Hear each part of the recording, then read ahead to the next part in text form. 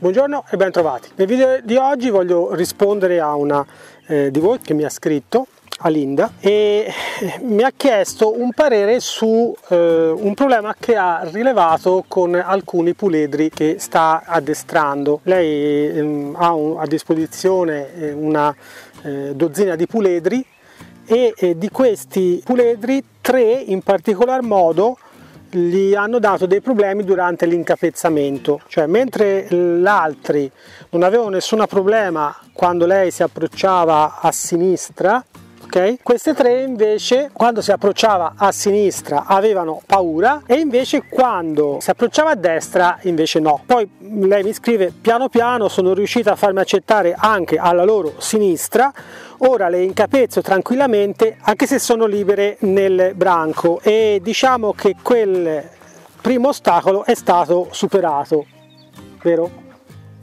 E lei mi chiede: ma perché secondo te ora in fase di addestramento lavorano e ragionano meglio alla loro sinistra piuttosto che alla loro destra? Cioè praticamente una volta entrate nella fase di addestramento si è ribaltata la cosa, cioè all'inizio loro erano più ancora con questi guanti? Grazie.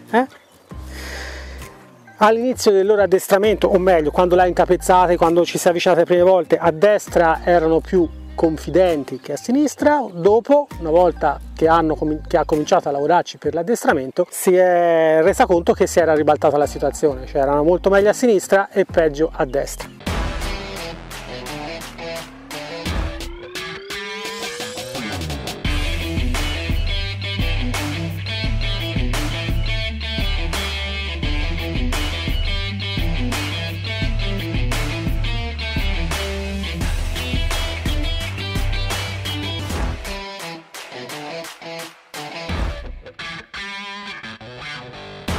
Allora, la risposta è che, come dice sempre Pet, l'unica regola è che non c'è regola. Non potete partire dal presupposto che siccome di solito è così, allora vuol dire che accade sempre a questa maniera.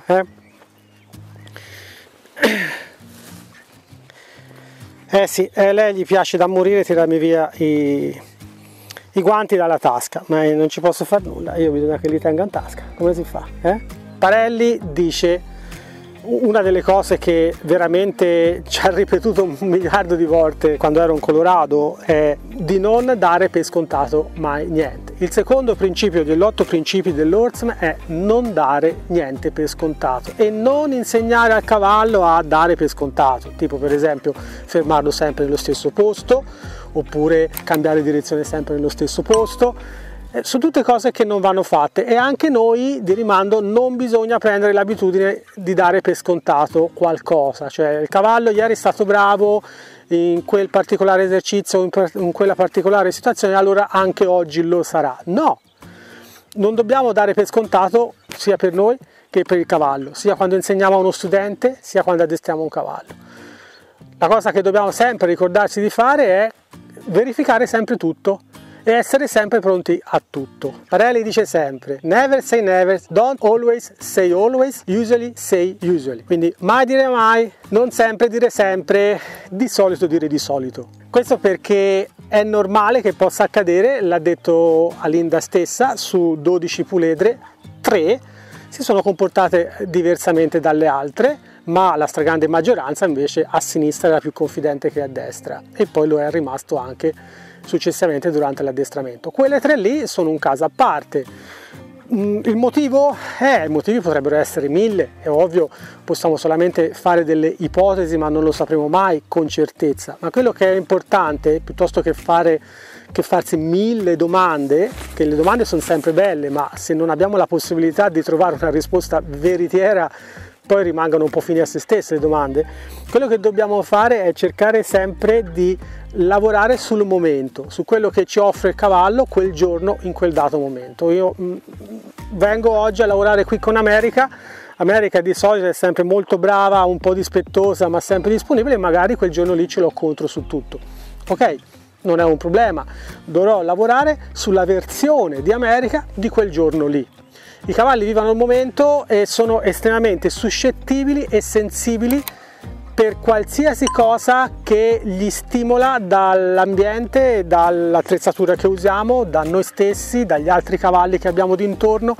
Quindi non dobbiamo aspettarci che il cavallo sia sempre uguale, alla stessa maniera, tutti i giorni. E non dobbiamo neanche riempirci la testa di domande, ma perché ha fatto questo, ma perché ha fatto quello. Prendiamo quello che ci offre oggi e lavoriamo al meglio con quello che ci offre oggi, senza ammazzarsi di domande. Le domande, ho detto prima, sono bellissime, ma poi dopo andiamo sul concreto. Quel giorno lì è meglio a destra? Bene, vuol dire che lavorerò di più a sinistra per renderlo uguale. Quel giorno lì è meglio a sinistra? Bene, lavorerò di più a destra per renderlo uguale. Questo è il consiglio che ti posso dare, Linda, e questo è il consiglio che do a tutti voi. Ogni volta che andate dal vostro cavallo, prendete quello che vi offre e lavorate al meglio su quello che vi offre e cercate di rendere meglio quello che è già buono e perfetto quello che è meglio. Grazie per avermi seguito fino a qui. Se vi è piaciuto mettete un like, iscrivetevi al canale e noi ci vediamo al prossimo video. I met him on a sunny day in late July and everything turned upside down. I almost lost track of time as weeks went by. I couldn't get him off my mind. I told him I want that great love, like standing in the middle of a bonfire. You don't know how you got there, but you hold tight, knowing that you can't get burned. Just tell me how we lost track of everything but each other. I honestly don't know. And tell me how.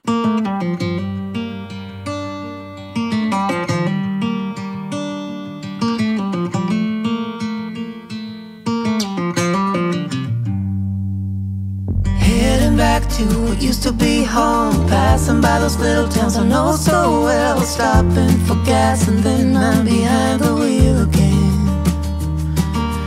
Driving this like a spiritual cleanse, where every mile is a new beginning and every bend holds a new end. Eyes on the road, don't lose control.